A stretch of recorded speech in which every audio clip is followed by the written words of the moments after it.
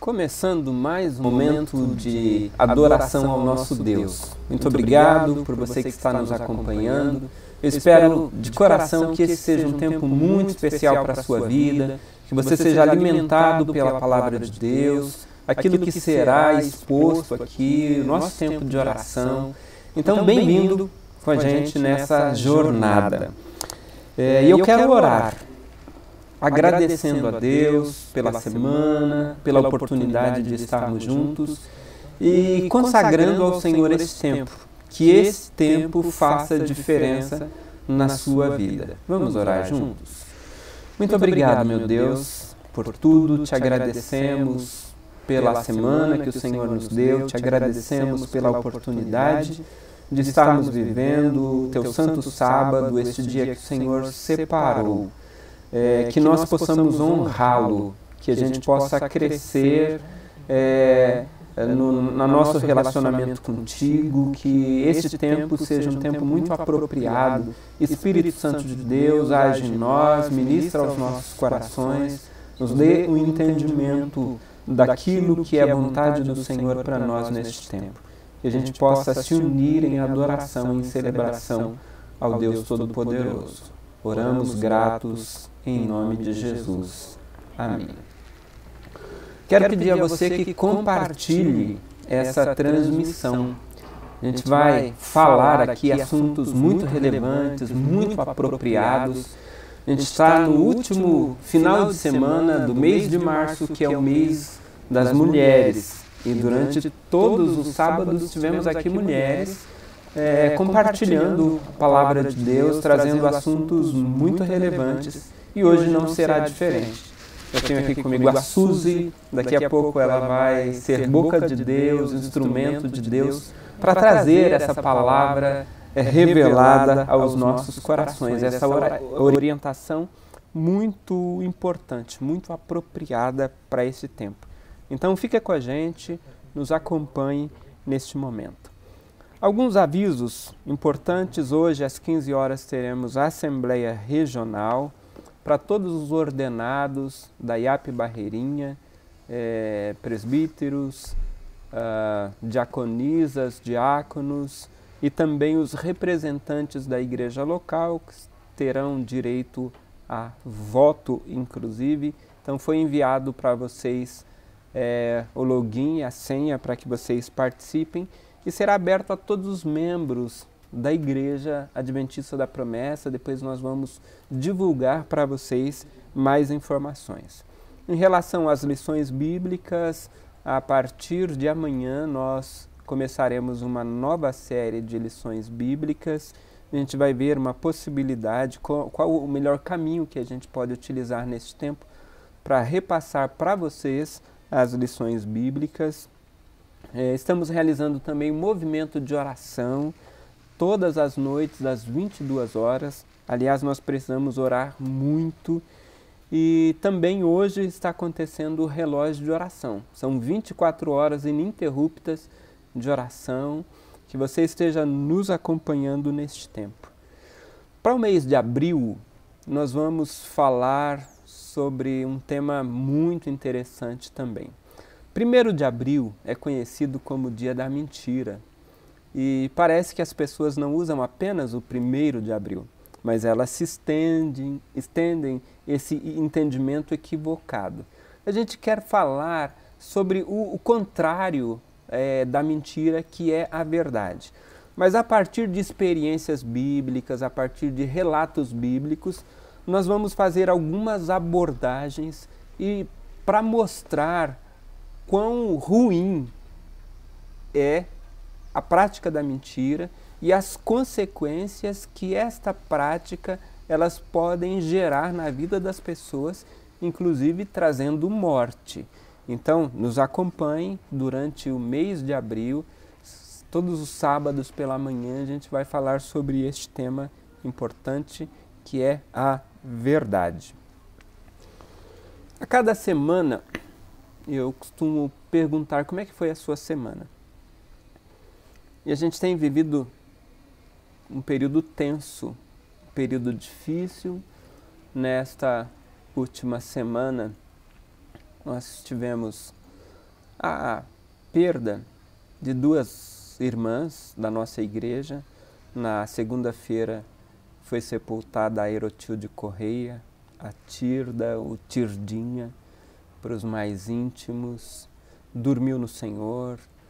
E na quarta-feira, a irmã Helena Malanche.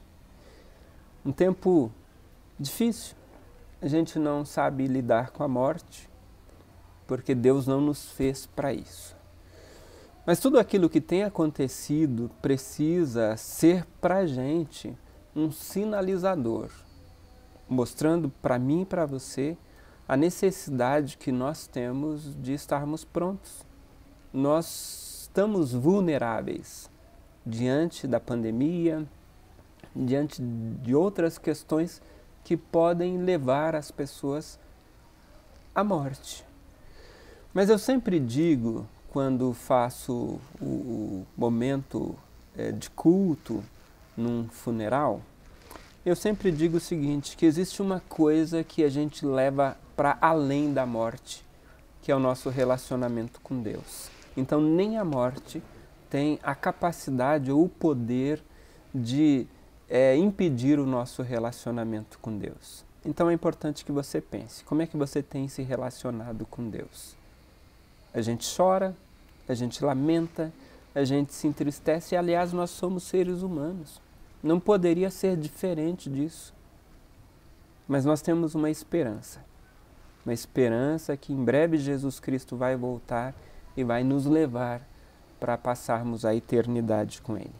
Então, nesse tempo diferente que a gente tem enfrentado, uma das coisas que eu tenho observado é que as pessoas têm aprendido a sorrir com os olhos.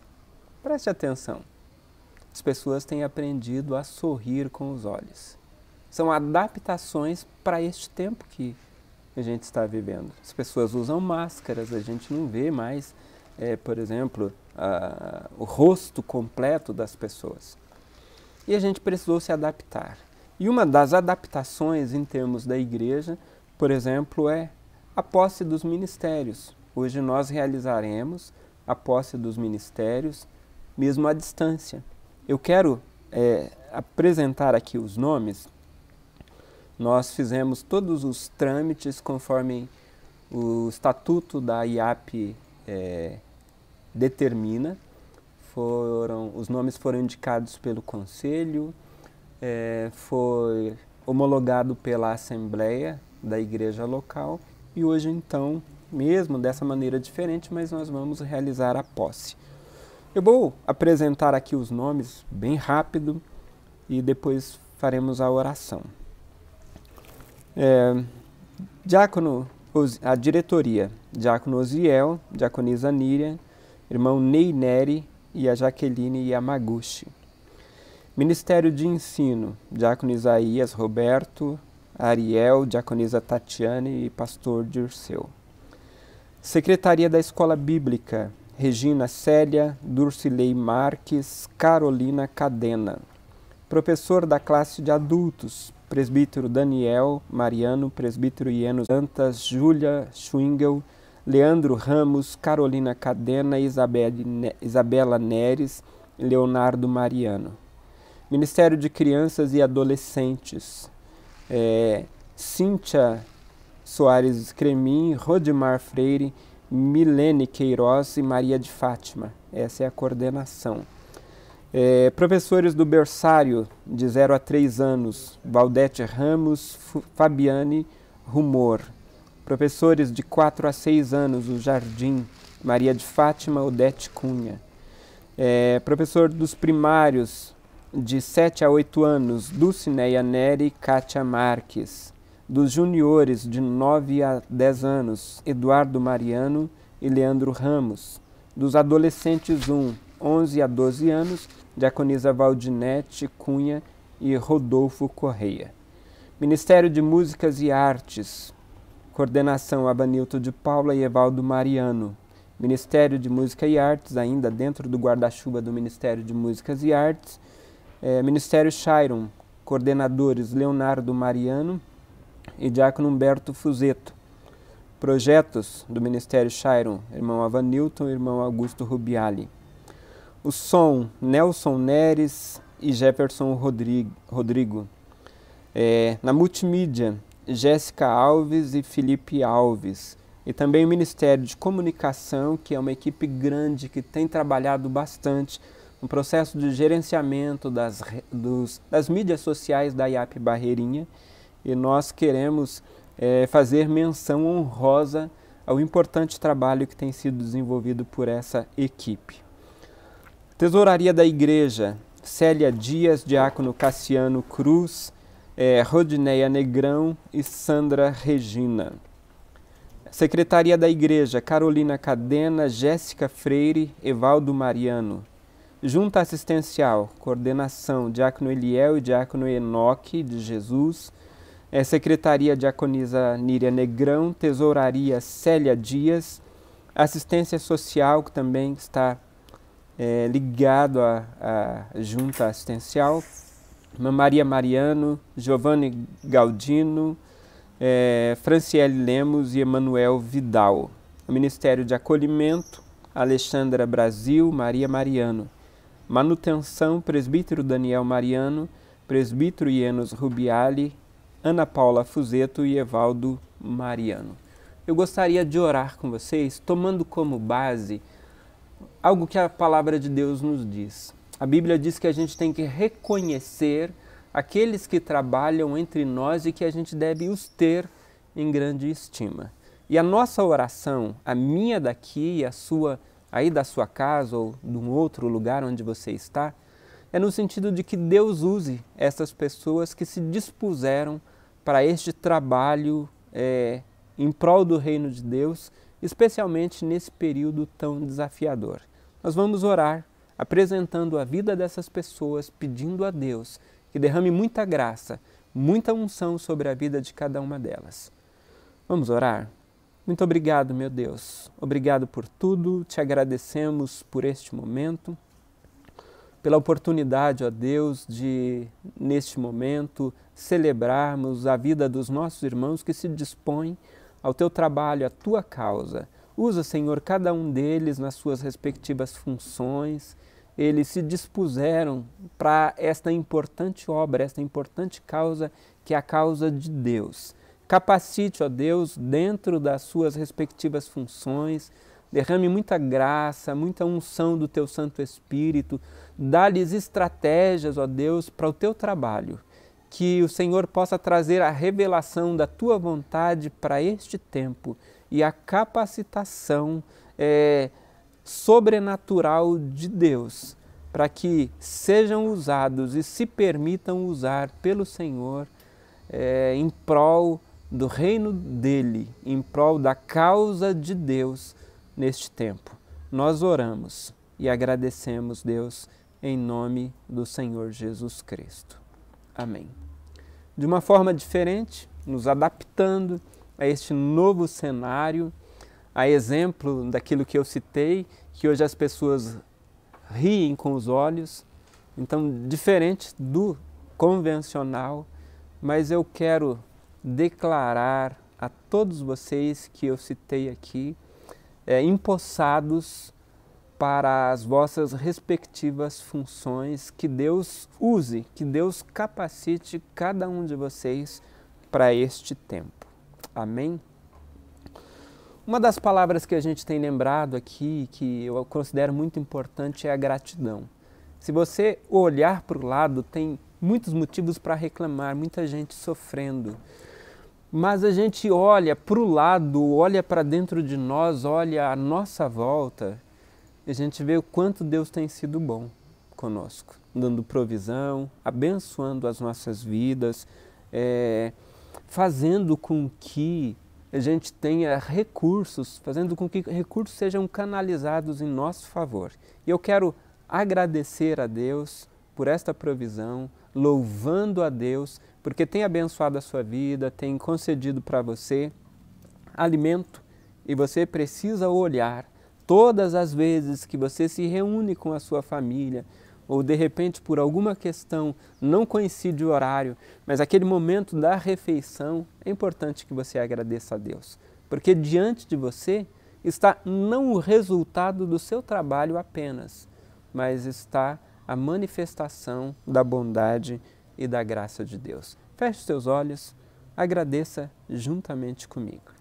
Muito obrigado, meu Deus, porque o Senhor não tem permitido que nos falte o alimento, o Senhor tem dado recursos, o Senhor tem dado provisão. E nós reconhecemos que tudo isso é fruto da graça do Senhor sobre as nossas vidas. Não tem a ver com o nosso esforço tão somente, mas é dádiva e nós recebemos como dádiva. Senhor, que a Tua bênção continue sobre todos os ofertantes, os dizimistas, aqueles que entenderam que este é o caminho que o Senhor escolheu para, mesmo em meio às crises, nos abençoar, nos fazer prosperar. Receba, Senhor, a nossa gratidão e que o Senhor esteja multiplicando, abrindo as janelas dos céus sobre a vida de cada um de nós. Que nunca falte em nós um coração grato e que a gente aprenda a cada dia também a termos um coração generoso. Esta é a nossa oração em nome de Jesus Cristo. Amém. Amém. Que Deus abençoe a sua vida. Você dispõe aí dos meios eletrônicos para fazer as suas contribuições. A gente tem orientado aqui, a tesouraria não está funcionando fisicamente ou presencialmente lá no templo, mas você pode fazer as suas contribuições e encaminhar o comprovante para que sejam feitos os registros, inclusive seja passado para você o retorno da sua contribuição, e desde já a gente quer agradecer a Deus que tem abençoado a sua vida.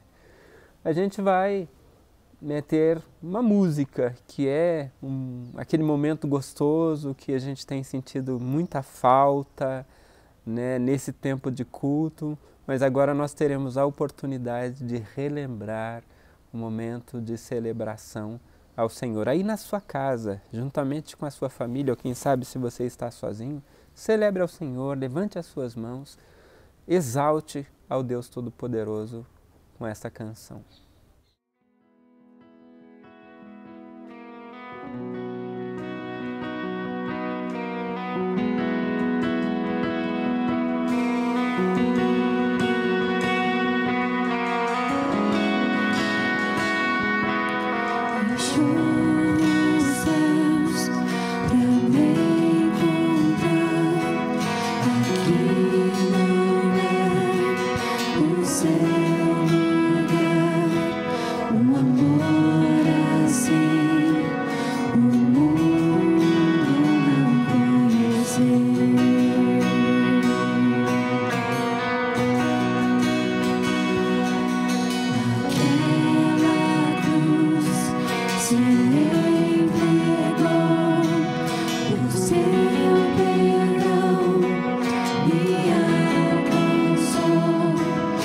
Uma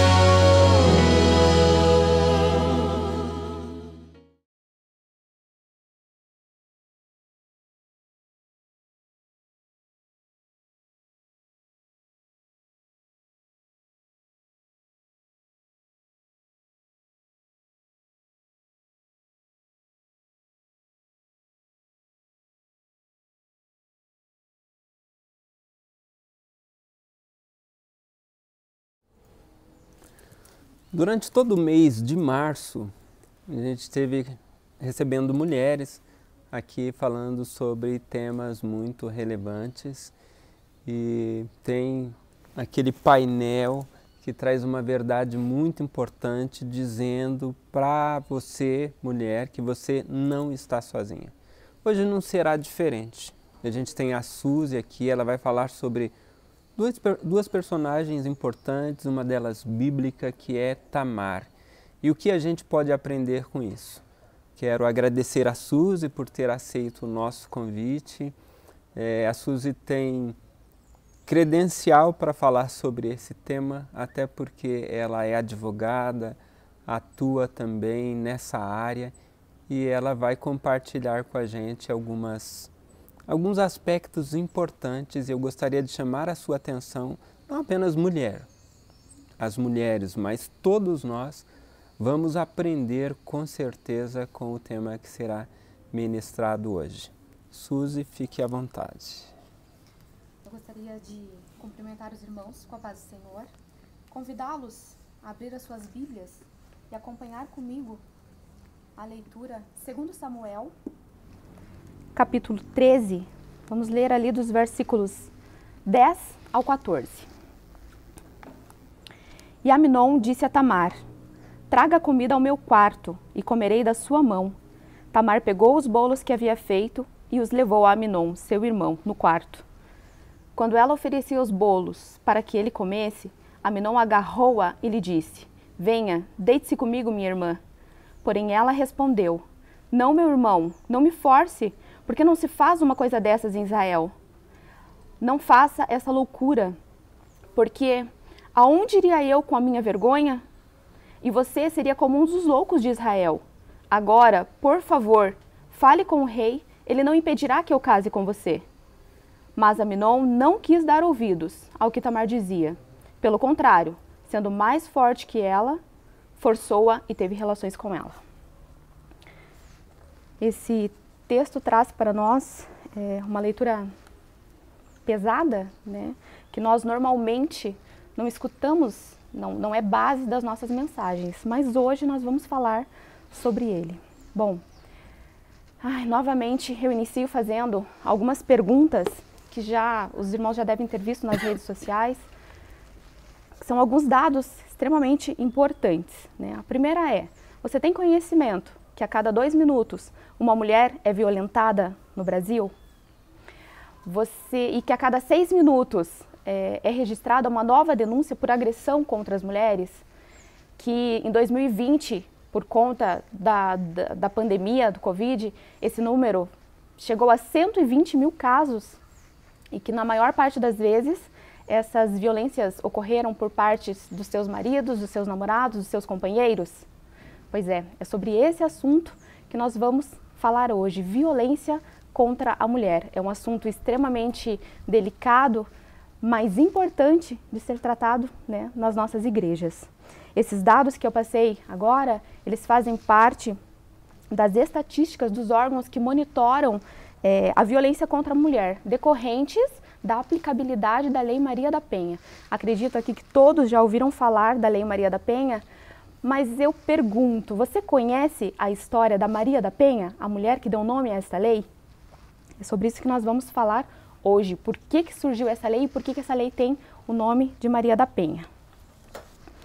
Com relação a Maria da Penha, ela ficou conhecida internacionalmente por conta da sua trajetória, por conta da sua luta em busca de justiça, que durou, inacreditavelmente, 19 anos e 6 meses. Maria da Penha, ela era farmacêutica e bioquímica, ou seja, era uma pessoa estudada, né? E em 1974, quando ela tinha 29 anos, ela acabou conhecendo, na faculdade onde ela fazia o seu mestrado, Marco Antônio, né? Era um homem amável, um homem que respeitava todos à sua volta. Eles iniciaram um namoro e em 1976 eles se casaram. Em 1977, mais ou menos, coincidindo com, logo depois do nascimento da primeira filha de Maria da Penha e coincidindo com a finalização do mestrado dela, eles se mudaram para Fortaleza. E foi aí que Maria da Penha descobriu um outro homem não aquele que ela havia se casado.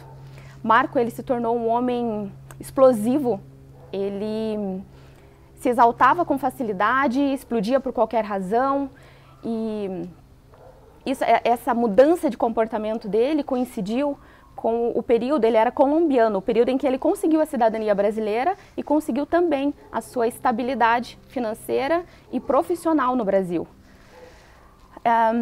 Bom, vivendo nesse lar que não era tão tranquilo assim, Maria foi seguindo a vida, né, com aquele comportamento de seu marido. Acontece que em 1983, eu não era nem nascida nesse ano, ele tentou contra a vida dela, tá? Por 2 vezes. A primeira tentativa, ele deu um tiro nas suas costas enquanto ela estava dormindo. Para a polícia, ele falou que foi uma tentativa de assalto e Maria também acreditou nessa versão, porque ela estava dormindo, ela não sabia o que tinha acontecido. Acontece que por conta desse tiro, Maria acabou ficando paraplégica. Obviamente teve outras diversas consequências, né? Mas a principal é que ela ficou paraplégica. Ela ficou 4 meses fora de casa, e nesse período passando por 2 cirurgias, diversos procedimentos. E quando ela finalmente retornou para sua casa, Marco Antônio manteve ela em cárcere privado por 15 dias.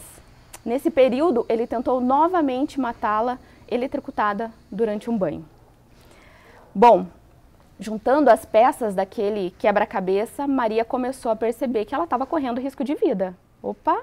Ela começou a ligar as informações. Ele não queria que desse seguimento à investigação com relação ao suposto assalto. Ele tinha diversos documentos em sua posse, fotos de documentos autenticados dela. Ele tinha procurações que autorizavam falar em nome dela. E inventava algumas mentiras que não batiam, principalmente com relação ao sumiço do carro da família, e ela descobriu também a existência de uma amante, né? Juntando todas essas peças, ela comunicou aos seus amigos e familiares que precisava sair dali. Então eles providenciaram, eles lhe deram respaldo jurídico para que ela pudesse sair de casa sem correr o risco de perder a guarda das filhas. Naquela época a legislação era completamente diferente e ela não poderia simplesmente sair de casa, né? Ela correria o risco de perder ainda a guarda das filhas. Bom, começou aí então a luta incessante de Maria por justiça, né? Em 1983. Em 1991 saiu o primeiro julgamento de Marco Antônio, né? Ele foi condenado a 15 anos de prisão, mas por conta dos diversos recursos que existem no ordenamento jurídico brasileiro, ele acabou saindo do fórum em liberdade, né? A sua defesa recorreu e o segundo julgamento só veio 5 anos depois, em 1996. Esse segundo julgamento também saiu uma condenação com relação a Marco, porém agora de 10 anos. Novamente a defesa, alegando diversas irregularidades no processo, recorreu e ele novamente continuou em liberdade. Isso foi em 96. Ocorre que em 1998 o caso tomou efetivamente uma repercussão internacional. Por quê? Maria da Penha, juntamente com algumas organizações, eles fizeram uma denúncia do Brasil para uma comissão internacional. Essa comissão, ela autuou o Brasil começou a responder um processo internacional por omissão, negligência e tolerância com relação à violência doméstica contra a mulher. E o Brasil, durante os 4 anos em que o processo correu, 3 anos em que o processo correu, o Brasil simplesmente não se manifestou. Não deu uma resposta, por que daquela omissão, ele simplesmente continuou omisso. Essa omissão fez com que o Brasil fosse responsabilizado, fosse penalizado por essa comissão. Essa comissão impôs algumas penalidades, dentre as quais o Brasil deveria tomar medidas para que ele garantisse que essas mulheres que sofrem a violência doméstica, pudessem efetivamente serem protegidas, né? Tivessem os seus agressores efetivamente punidos, uma maior segurança, ela tem que saber para onde ela precisa ir, né? Para quem ela tem que recorrer. É por isso que hoje nós temos as delegacias especializadas, nós temos números próprios em que as mulheres podem ligar para fazer as suas denúncias.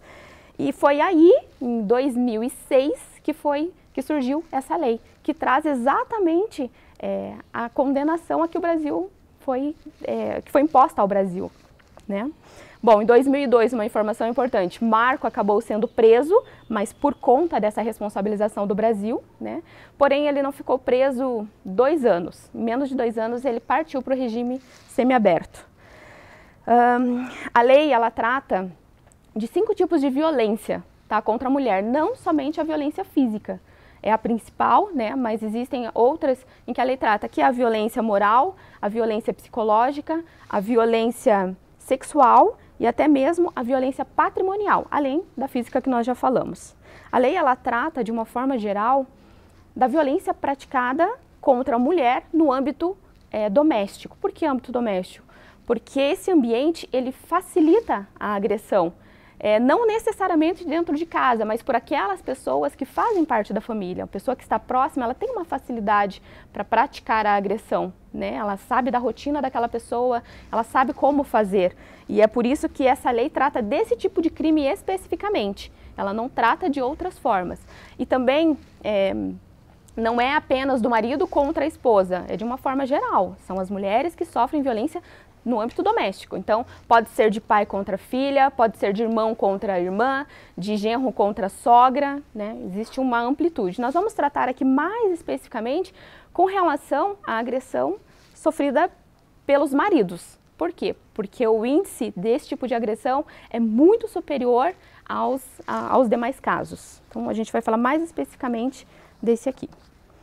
Bom, com relação, em que pese, né, esse assunto que nós estamos falando estar agora nas mídias, a gente consegue, a gente ouve falar muito, né, nas redes sociais, na televisão, sobre a Lei Maria da Penha, né, sobre a violência contra a mulher, mas não é um assunto tão novo assim. Conforme nós lemos ali em 2 Samuel, a violência, ela vem se perpetuando ao longo do tempo, né. Pois bem, conforme nós lemos, né, em 2 Samuel ali, conta a história pra gente de Tamar. Tamar, quem foi Tamar? Tamar, ela era filha do rei Davi, e uma das filhas, né, do rei Davi, e Amnon, também filho do rei Davi, mas eles eram irmãos, a gente chama irmãos por parte de pai, porque eles só tinham em comum um pai. Amnon acabou se apaixonando perdidamente por Tamar, né, uma paixão avassaladora. E ele sabia que ele não poderia ter acesso a ela, não tinha condições de tê-la em seus braços. Então ele foi buscar orientação com um amigo, na verdade era o seu primo Jonadab, e esse orientou que ele projetasse, colocasse em prática, na verdade, um plano para que ficasse sozinho com ela. E ele assim o fez, né? Ele se fingiu de doente, pediu ao seu pai, Davi, que permitisse que Tamar fosse ao seu quarto, à sua casa, né? Para que fizesse bolos ali na presença dele e servisse, que daí ele comeria de suas mãos e ficaria melhor. Davi permitiu, não viu, né, absolutamente nenhuma maldade, e assim foi feito. Tamar fez, e quando Tamar fez os seus bolos e foi servir para ele, ele não comeu, pediu para que todos saíssem daquele ambiente, os servos que ali estavam. Eles efetivamente saíram, e quando ela novamente foi servir para ele o bolo, ele acabou agarrando-a pela sua mão, em que pese o clamor que ela faz ali naquele momento, né, por favor, não faça isso comigo, ele sendo mais forte que ela, não lhe dá ouvidos e acabou por violentá-la. Com certeza Tamar sofreu um dos piores tipos, né, de violência, né, contra a mulher, e logo depois disso, todo aquele amor que Amnon sentia por ela, amor não, porque a gente não pode nem chamar de amor aquele sentimento, toda aquela paixão que ele sentia por ela, acabou se transformando em um ódio. E um ódio muito maior do que a paixão que ele tinha. E ele acabou determinando que ela saísse do seu quarto, que ela saísse daquele local, e ela ficou completamente desamparada, né? Rasgou as suas roupas, que eram coloridas, as roupas de princesas naquela época eram coloridas, passou cinza na sua cabeça e saiu dali gritando, né? E ela acabou encontrando no caminho o seu irmão Absalão, e Absalão contou para ele o que havia acontecido. Ele acabou falando para ela, olha, não fale isso para mais ninguém, né? Mas Absalão ficou no seu coração com o desejo de fazer vingança ao que havia acontecido com Tamar. O rei Davi, quando tomou conhecimento, ele ficou irado, mas nós não lemos em outra parte na Bíblia que ele tenha tomado alguma atitude com relação aos atos de Aminon. Pois bem, o que a gente percebe ali é que Tamar, depois de sofrer aquela grave violência, ainda ficou desamparada, ficou sozinha. Me parece que ela não teve a quem recorrer. A Bíblia diz que ela passou a conviver na casa de Absalão. Eu não sei se ela já residia lá, mas ela passou a viver ali na casa de Absalão, com uma tristeza gigantesca, né? Que eu imagino, e desamparada, se sentindo absolutamente desamparada. O que nós conseguimos ver aqui de semelhança entre as duas situações é a omissão daqueles que poderiam ter feito alguma coisa e não fizeram. No caso de Tamar, como nós falamos, o rei Davi, ele poderia ter tomado alguma atitude com relação, né, aos atos praticados por Aminon, mas ele não fez absolutamente nada. Ele ficou irado, mas a Bíblia não traz para a gente alguma informação de que ele tenha feito alguma coisa. E no caso do Estado brasileiro, de Maria da Penha, foi o Estado brasileiro que se manteve inerte, se manteve omisso, quando deveria, na verdade, garantir, né, a justiça para ela, deveria garantir a proteção para ela. Foi necessário uma comissão internacional aplicar uma penalidade ao Brasil para que, então, o Brasil tomasse alguma atitude. Agora, a pergunta que eu faço é, mas qual a importância de tratar desse assunto no meio cristão? É importante nos dias de hoje? Vamos lá. Primeiro, é extremamente importante, porque uma pesquisa aponta que 40% das denúncias, das mulheres que fazem denúncias, elas registram que elas se denominam evangélicas. Esse número ele deve ser muito maior, né? Considerando que muitas mulheres, elas não denunciam seus agressores. Acabam acreditando que elas têm que ser submissas aos seus maridos. Muitas mulheres não fazem a denúncia por medo, a maior parte é por medo de se expor, medo talvez da ameaça do próprio marido, e elas acreditam que não, eu tenho que ser submissa. Muitas colocam até na própria Bíblia, não, a Bíblia diz que eu tenho que ser submissa ao meu marido, então eu tenho que passar por isso aqui, quietinha, calada, eu não posso denunciar. E a gente sabe que não é bem assim, né? 2, porque nós, como igreja, buscamos seguir o exemplo de Cristo. E na Bíblia, na palavra de Deus, está muito claro que Deus abomina qualquer tipo de violência. Então nós, igreja, não podemos nos calar, né? Em Romanos 12, versículo 5, diz que nós somos um só corpo em Cristo, nós somos membros, né, do corpo de Cristo. Então, o que afeta um membro do corpo de Cristo, afeta o todo. É por isso que nós, igreja, não podemos nos calar com relação a esse assunto. Submissão. Vamos falar de submissão. Uma das maiores razões, como eu falei, das mulheres não denunciarem os seus agressores é o medo. O medo da ameaça dos seus maridos, o medo de se exporem na igreja, o medo de serem julgadas, no caso de pedirem ajuda para pessoas erradas e essas pessoas acabarem, né, julgando e propagando aquela informação. Assim, essa mulher, ela aceita viver o abuso, né, não denuncia e ela opta por viver a dor de uma falsa submissão, né, acreditando que é aquilo que a Bíblia determina, mas nós sabemos que não passa, essa submissão, ela não passa de uma distorção de uma fé que jamais foi ensinada por Jesus. Muitas vezes, a mulher que sofre a agressão, ela suporta porque ela acha, não, eu preciso seguir o que está na palavra de Deus. Então, se meu marido está me agredindo e a palavra diz que eu tenho que ser submissa, eu vou suportar. Bom, de fato, a palavra submissão, quando ela não é analisada de uma maneira coerente e dentro do contexto bíblico, ela pode causar estragos irreversíveis, né, para a vida de muitas mulheres. Vamos ler Efésios 5:22, que é o texto que fala sobre a submissão. Efésios 5:22 diz o seguinte: esposas, que cada uma de vocês se sujeitem ao seu próprio marido como ao Senhor. Ok. Se eu me apego simplesmente a esse versículo isoladamente, talvez na minha cabeça fique que, olha, realmente, eu tenho que ser submissa independente de qualquer situação.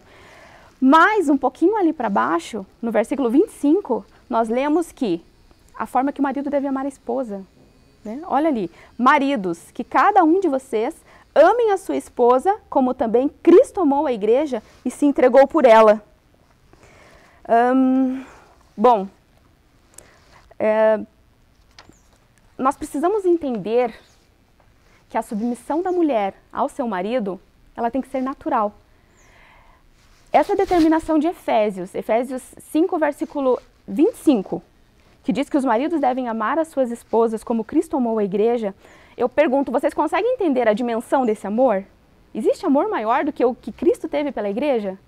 Eu acredito que não. E essa determinação de Efésios, os maridos devem amar as suas esposas como Cristo amou a igreja. Maridos, é esse amor que você tem que dispensar para sua esposa. É exatamente o amor que Cristo dispensou à igreja. E, consequentemente, se a sua esposa é amada dessa forma, com esse amor, vai ser automático a submissão. A submissão ela vai ser natural, né? O homem que realmente teme a Deus, ele ama, ele cuida, ele respeita, ele protege a sua esposa. Ele não agride, né?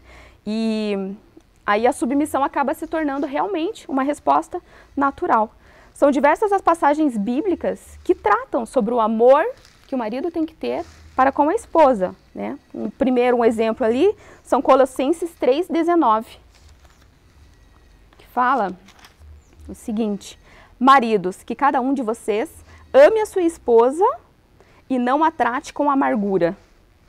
1 Pedro 3,7 também fala ali: maridos, vocês igualmente vivam a vida comum do lar com discernimento, dando honra à esposa por ser a parte mais frágil e serem coerdeiras da mesma graça que você, de vida.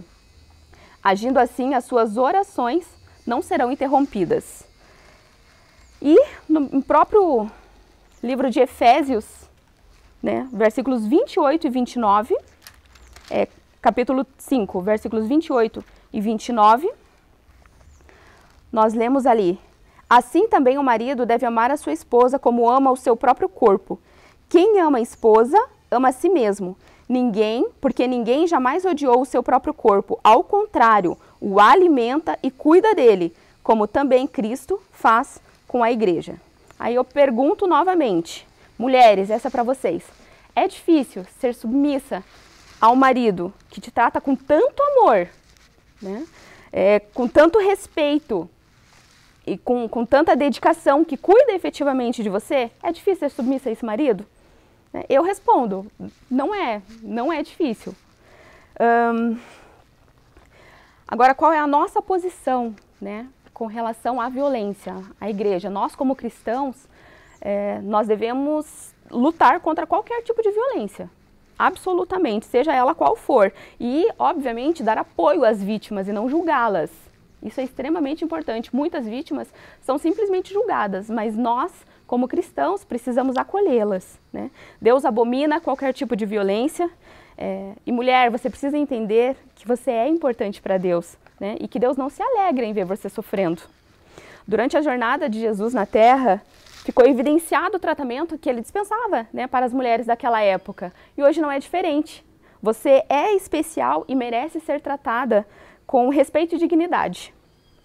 Deus criou a família para ser um lugar onde as pessoas se sentem amadas e protegidas, né? E a violência doméstica, infelizmente, ela destrói essa bênção de Deus. Maridos, amem as suas esposas como Cristo amou a igreja e por ela entregou a sua vida. Não existe amor maior que este.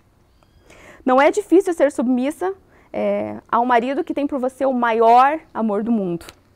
O maior e mais lindo amor do mundo, que cuida de você, que te protege e que te respeita.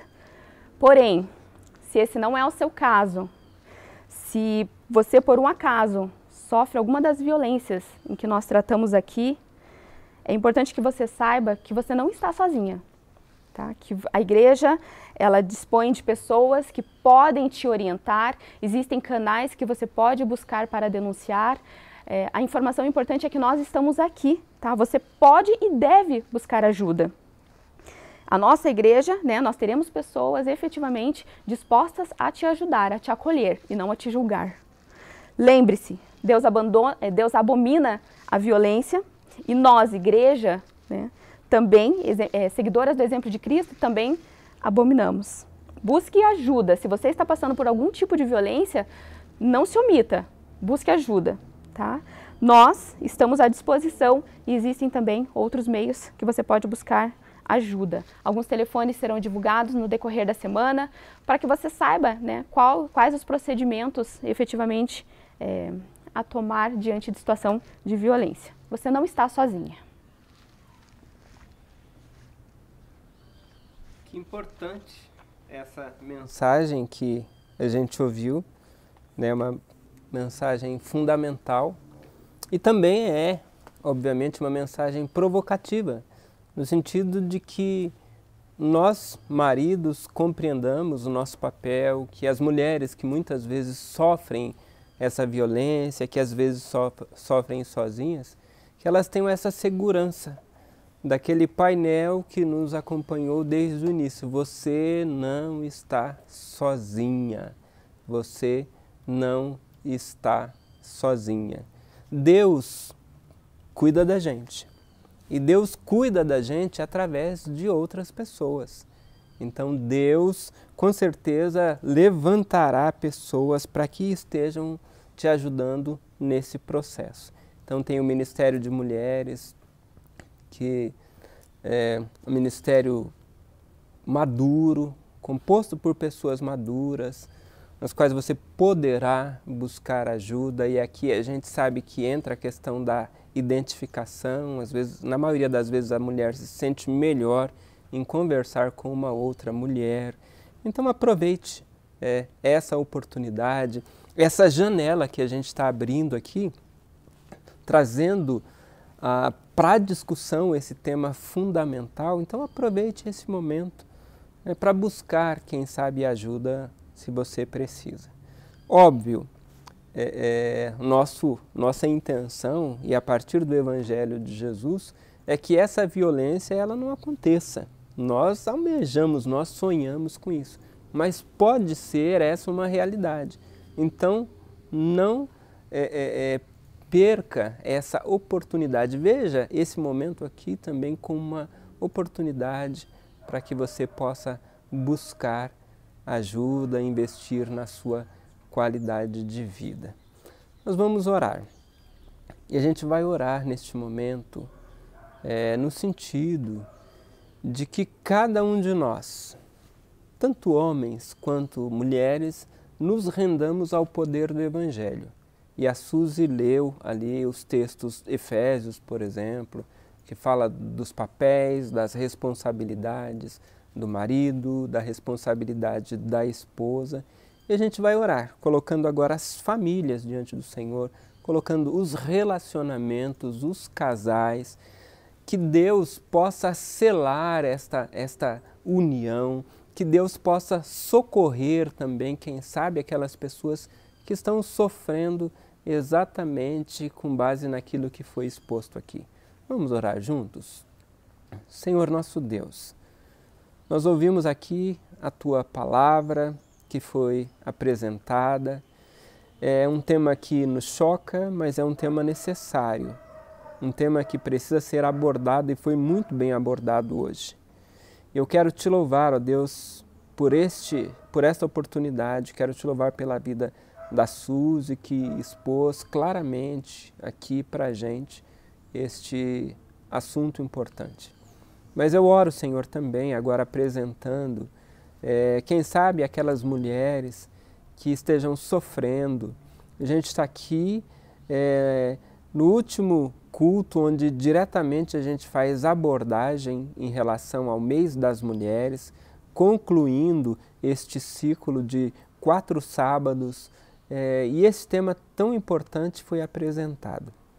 Talvez, ó Deus, existam pessoas, mulheres, se sentindo sozinhas, se sentindo desorientadas, talvez o quadro que enfrentem, talvez o ambiente de violência, de agressão, não apenas agressão física, mas quem sabe agressão emocional, que tem produzido traumas. Nós oramos por libertação e a libertação ela acontece a partir do entendimento.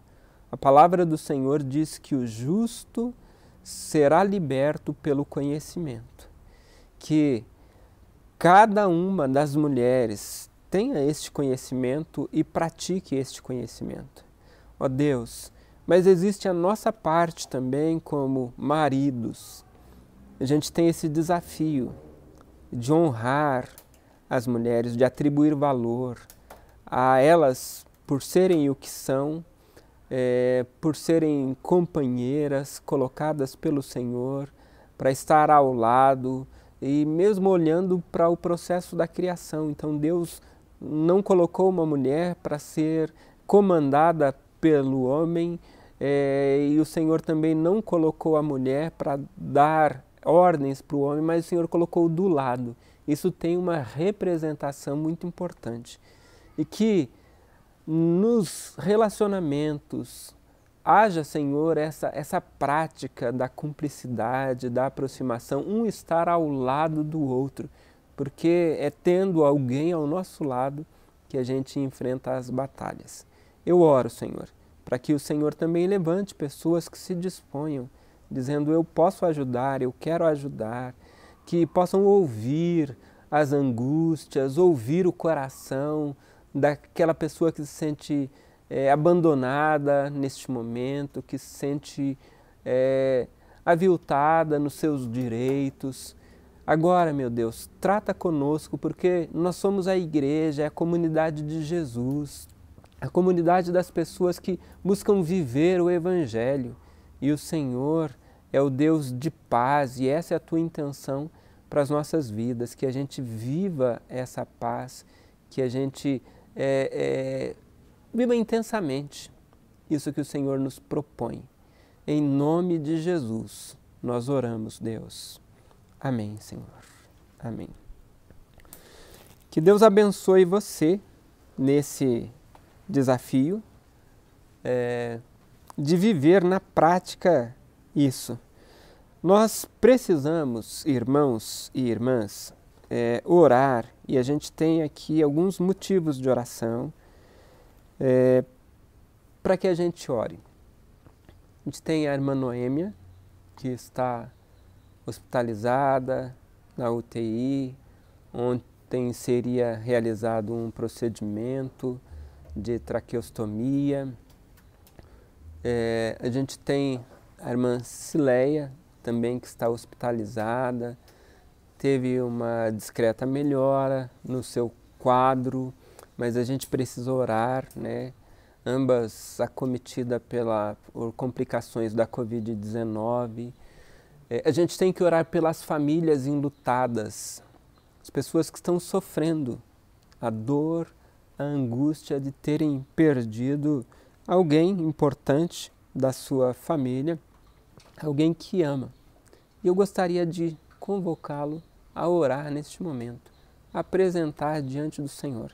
O esposo da Cileia, o Sidney, ele também está em recuperação, então é um processo lento, né, de recuperação, até que o organismo venha reagir totalmente, porque algumas pessoas têm sintomas mais sérios em relação a isso. Vamos orar pelo irmão Sidney também. Vamos orar apresentando essas pessoas.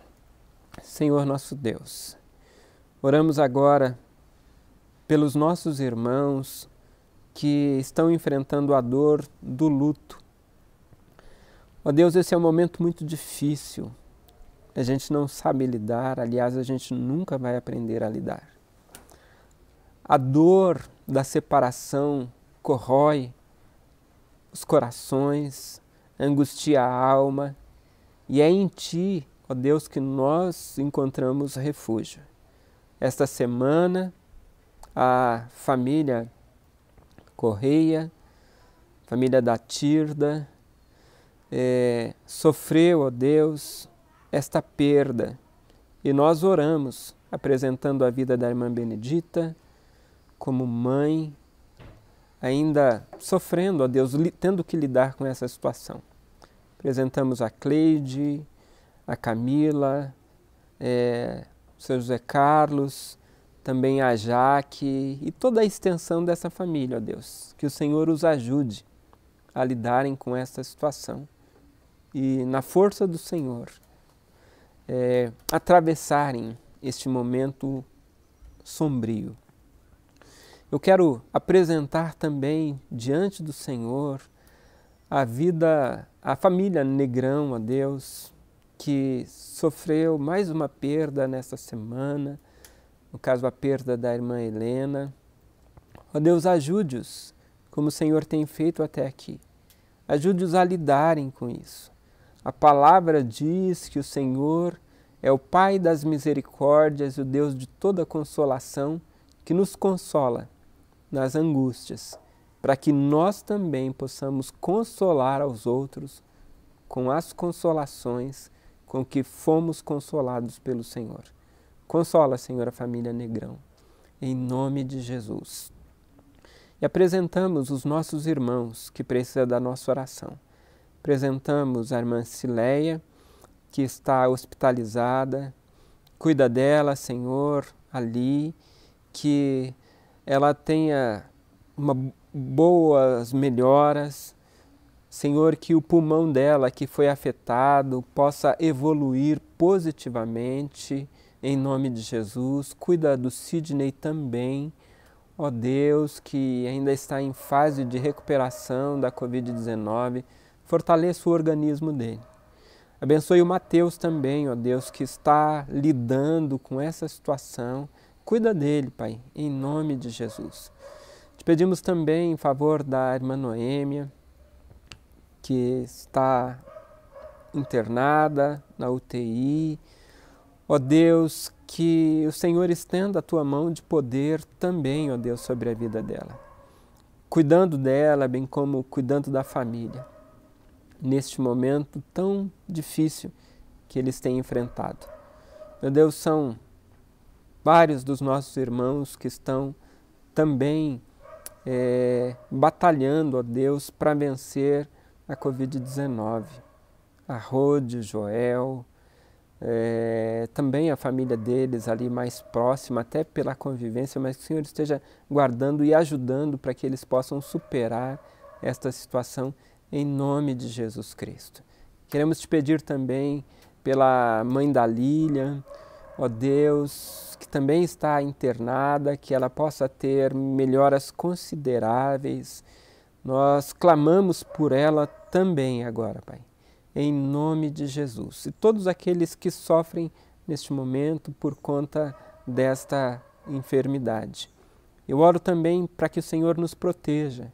Eu oro também para que o Senhor abrevie esse tempo, que num tempo muito próximo a gente possa ter vencido todo esse cenário, esta situação que temos enfrentado. E a gente possa olhar para trás, que a gente possa aprender as lições importantes de vida que o Senhor deseja compartilhar conosco. Muito obrigado, ó Deus, por esses momentos. Em nome de Jesus. Amém. Amém. Eu estava orando hoje de manhã, no meu horário no relógio de oração, e eu me peguei refletindo numa situação no momento da oração. Eu dizia para Deus, Deus, sara a terra, olha para a terra, o termo que eu usei. E o que me ocorreu foi o seguinte, que Deus tem olhado pela terra. Talvez nós não temos olhado para Deus. Deus tem clamado e talvez nós não temos respondido. Não é uma mudança de posição. Deus não clama e a gente responde. Mas Deus está falando e responder no sentido de dar uma resposta. Qual a resposta nós podemos dar para Deus? O que Deus tem nos ensinado nesse tempo? E eu creio que Deus tem ensinado muitas coisas para a gente. E a principal delas, ou duas principais, é a nossa fragilidade. É como se um grande espelho tivesse sido colocado diante de nós e a gente olha para nós, como seres humanos, e olhamos quão frágeis nós somos.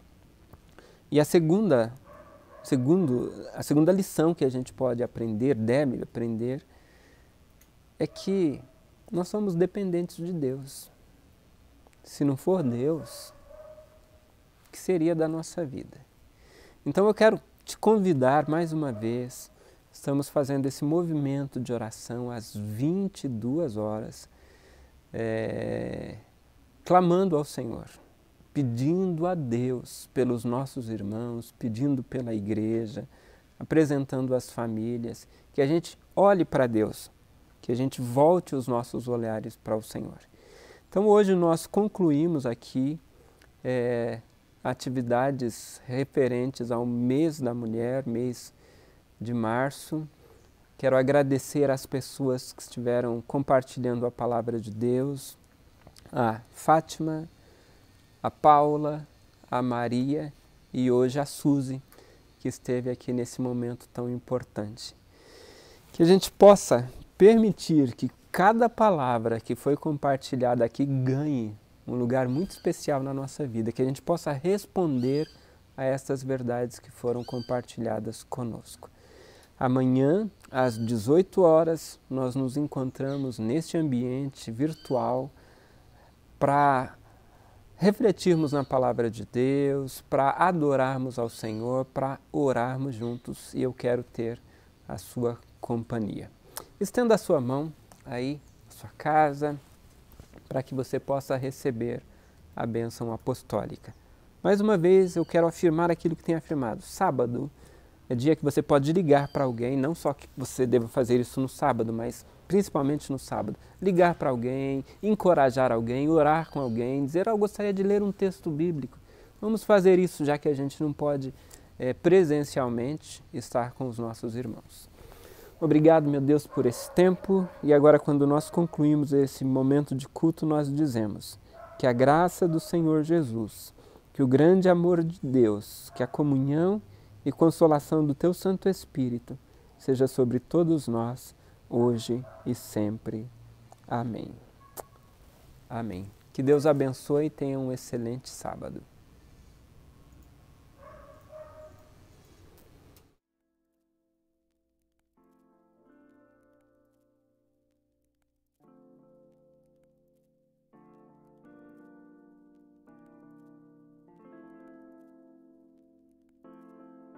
Que a paz de Jesus seja com você, meu irmão, minha irmã.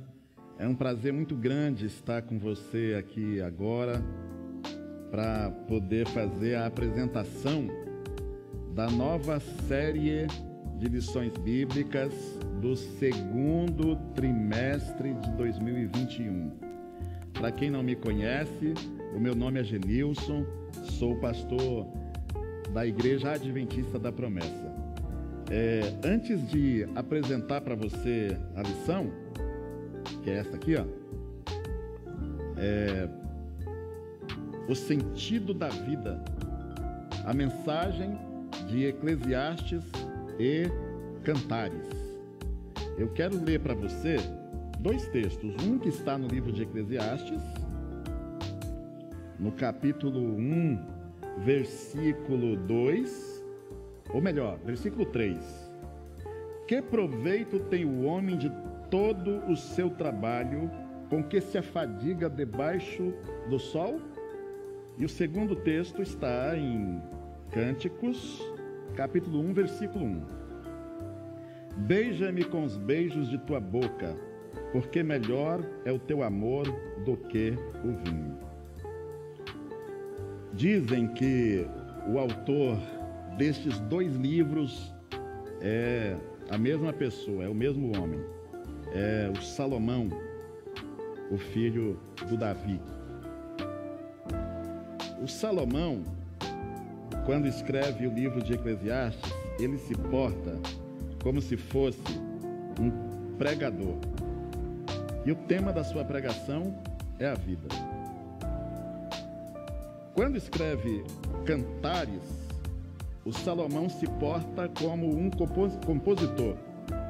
E o tema dele é o amor.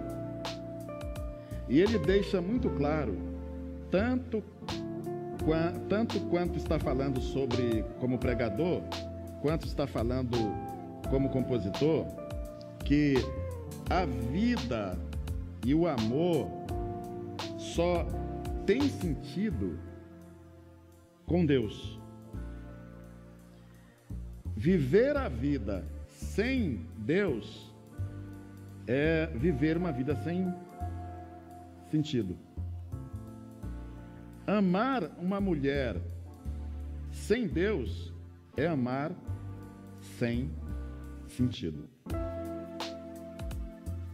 É Deus que faz a vida ter sabor.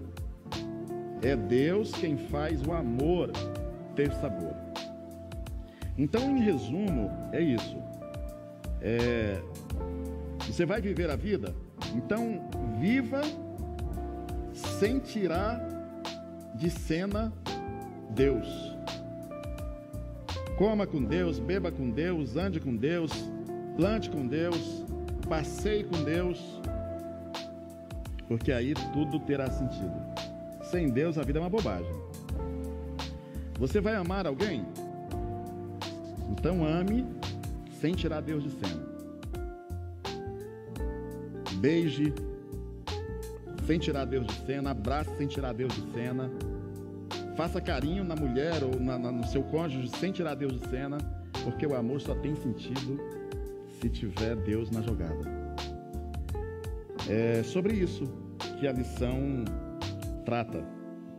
A nova série de lições trata. Se você ainda não adquiriu a nova série de lições, por favor, faça isso. Mesmo que você esteja assistindo a lição bíblica remotamente, tenha em mãos a lição bíblica e bom estudo para você. Que Deus te abençoe.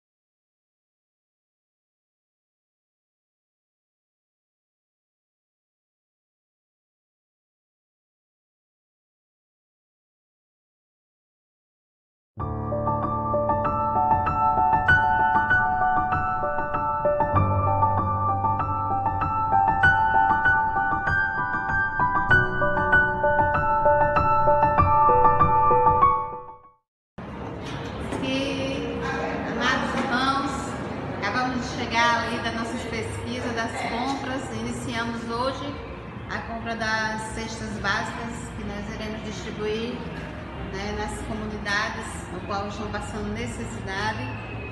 E estamos aqui nesse exato momento descarregando, porque estamos começando a montar nossas cestas. Nós compramos uma parte, ainda falta mais parte para colocar. E estamos aí, graças a Deus.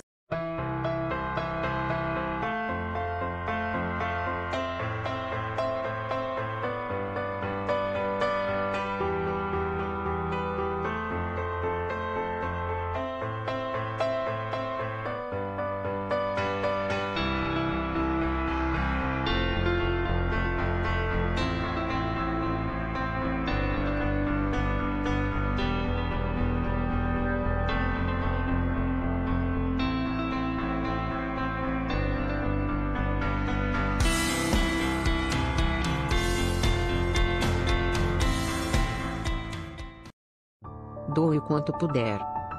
Cada cesta básica custa R$100. SOS Moçambique. A fome não pode esperar.